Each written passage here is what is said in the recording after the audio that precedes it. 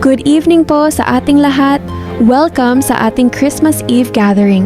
Napakaganda ng pagkakataong ito na magsama-sama tayo at salubungin ang pagsilang ng ating Panginoong Hesukristo.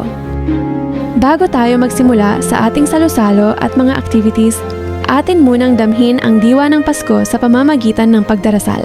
Hinihiling ko po ang inyong pakikiisa.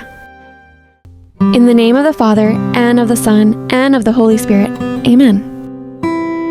O God, our loving Father, ngayong gabi ng bisperas ng Pasko, nagpapasalamat kami sa iyong walang sawang pagmamahal na ipinakita sa amin sa pagkakaloob ng iyong anak si Hesukristo, ang aming tagapagligtas.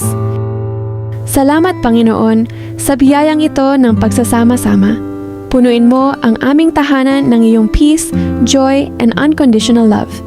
Naway ang pagdiriwang na ito ay maging isang paalala ng tunay na kahulugan ng Pasko, ang pag-asa, pananampalataya at pag-ibig.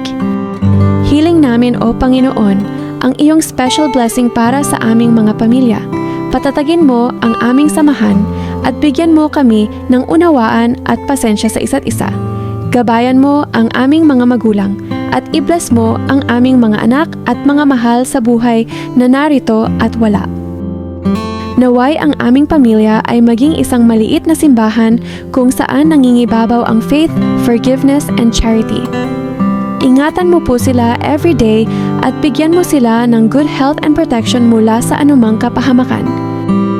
Ama, tulungan mo kaming maging bukas palad at maging ilaw ng iyong pag-ibig sa lahat ng aming makasalamuha.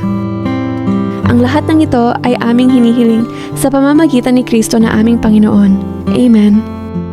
In the name of the Father, and of the Son, and of the Holy Spirit. Amen. That was a wonderful set of prayers. Now that we have welcomed the Lord into our gathering, let's officially start the celebration. Feel free to socialize, catch up with each other, and simply enjoy the blessing of being together this Christmas Eve. Merry Christmas to all!